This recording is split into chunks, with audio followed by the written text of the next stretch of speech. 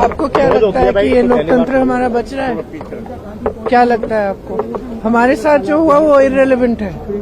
हम स्टूडेंट्स के साथ हैं और उनकी आवाज उठा रहे हैं। स्टूडेंट्स के साथ जो हुआ वो आप ही बताइए, सही है कि गलत है? बच्चे हैं सारे, प्रोटेस्ट कर रहे हैं, कोई ऐसे प्रोटेस्ट नहीं है, जेन्युइन इशू है, जेन्युइन प्रॉब्लम है। सारे इस देश के सारे माँ बाप जानते हैं, इस देश के सारे स्टूडेंट्स जानते हैं, इस देश के सारी टीचर्स भी जानती हैं, सब जानते हैं। तो एक जेन्युइन मामला है, जेन्युइन इशू है। उस पे स्टूडेंट सिर्फ अपना अधिकार मांग रहे हैं और कुछ नहीं मांग रहे हैं। वो सिर्फ ये कह रहे हैं हमें अपना अधिकार दो। हमें कब आप हर एग्जाम को क्या पेपर लीक करा रहे हो? बच्चे इतना संघर्ष करके पढ़ाई करते हैं, अपने लिए एक फ्यूचर देखते हैं, आप उस फ्यूचर को बिगाड़ रहे हो।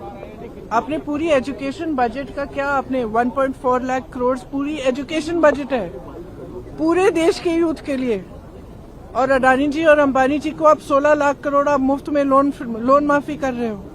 किसानों को कुछ नहीं, गरीबों को कुछ नहीं, स्टूडेंट्स को कुछ नहीं, और ऊपर से स्टूडेंट्स को इतना खर्चना पड़ रहा है, फैमिलीज को इतना खर्चना पड़ रहा है, लोन लेते हैं।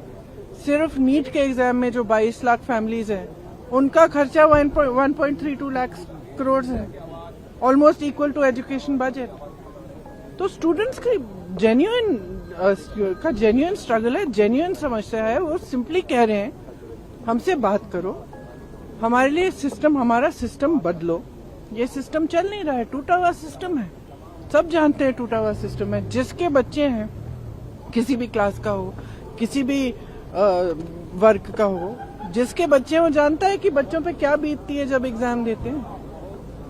और आप सोचिए कि 26, 27, 28 साल के बच्चे बार बार एग्जाम दे रहे हैं, बार बार पेपर लीक हो रहा है, अपनी नियुक्ति का वेट कर रहे हैं, नियुक्तियां नहीं हो रही हैं, तो फ्यूचर तो बर्बाद हो रहा है ना सबका। ऊपर से आप जॉब्स क्रिएट नहीं कर रहे हो। प्रदर्शन को अलोकतांत्रिक बता रहे हैं। हमारा प्रोटेस्ट अलोकतांत्रिक है। लोकतंत्र में सबसे बड़ी चीज क्या होती है? फ्रीडम ऑफ एक्सप्रेशन और right to protest, peaceful protest.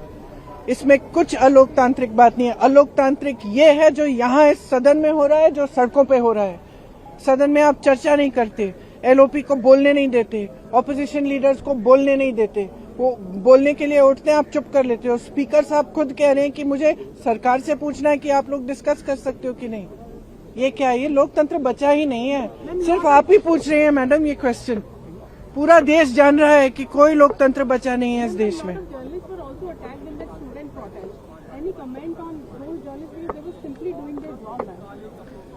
Look, it's very clear. We are against violence. We have always been. This is the ideology of our party. It's the ideology of our nation. Mahatma Gandhi fought for freedom. It was a unique revolution in which there was zero violence on their part.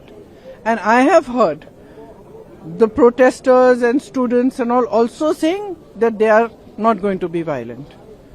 So if people have got hurt, police people have got hurt, or journalists have also got hurt along with the students, it's unfortunate.